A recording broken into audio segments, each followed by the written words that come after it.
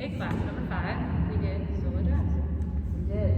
Oh yeah, we did rock step, kick step. Thank you for giving me a second. So I'm going to show you from the front, and then I'll show you from the back. We did rock step, kick step, rock step, kick step. We start on the right foot with a rock step, and go a little bit back, and then forward, back, and forward.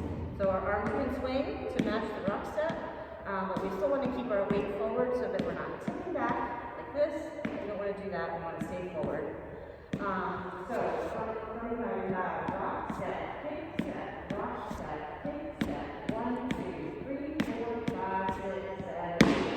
I talked about a little bit about changing our momentum, because the thing that you do right before this is the big kick, rock step, kick step, and then you go right into this. So when we have a forward momentum, we have to change into a backwards momentum. So I'll just do the 2 big kicks into this. We got 1, 2, 3, 4, kick step, kick step. 1, 2, 3, 4, kick step, back, kick step, back, kick step. And you can do them today. Next week we're going to do 4 of them, and then we're going to change it up a little bit. Then we took the solo jazz that you had learned last week and we put it in your partner dancing. So that's the one that includes the kick, rock step, kick step. So put that in your partner dancing.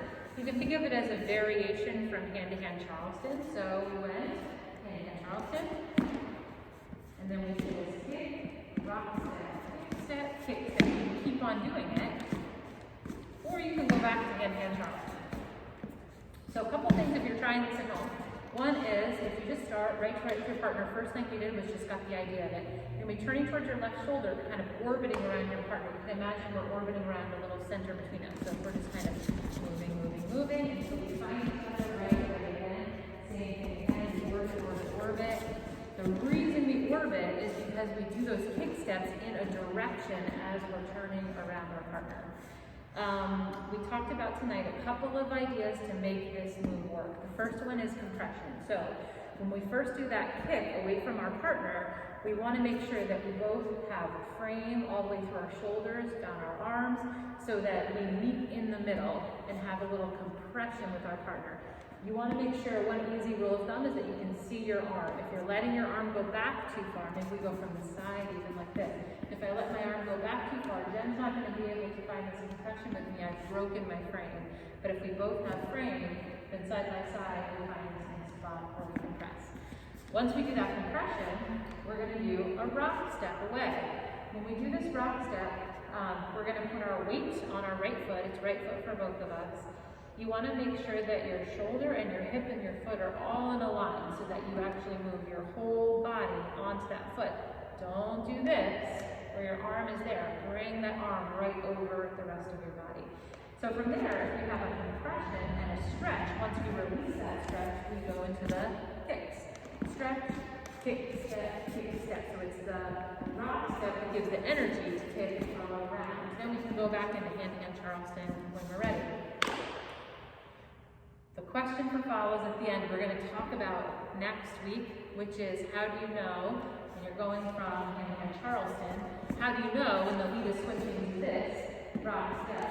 Well, the first thing is that the lead hangs on, right? So that we do this kick, and then I curl my hands. Jen talked about this a little bit tonight, and I hang on to Jen so that she has to just step down right underneath her, and then that's the rock step that we go around. Some fellows are having trouble with this idea, and they were continuing to kick out to the side and not put that foot down. But again, that's just disconnecting your shoulder, hip, and foot.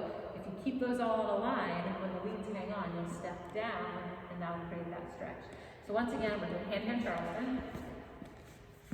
I hang on, Jen just steps right underneath her, but we go back to hand-hand Charleston. Do it again. Boom, steps right underneath her, and we're back.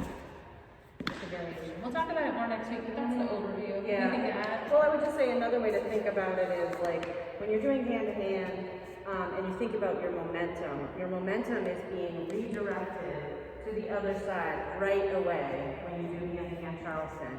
But if the lead is going to lead this kick around, your momentum is going to stay on this foot for 2 counts because it's that 2 count kick. And then the momentum goes into a stretch, which then gets released into the circle. So if you pay attention to the connection with your partner, and leads, if you pay attention to like making sure that you are either redirecting or you're holding your follow in that compression, then that's really what's gonna tell you that which thing is happening. It's a little nuanced. Don't Yeah. get used to it. It's very obvious once you've been doing it for a little bit, but it takes some practice to get into it. Mhm. You Yeah. guys did great. Good job.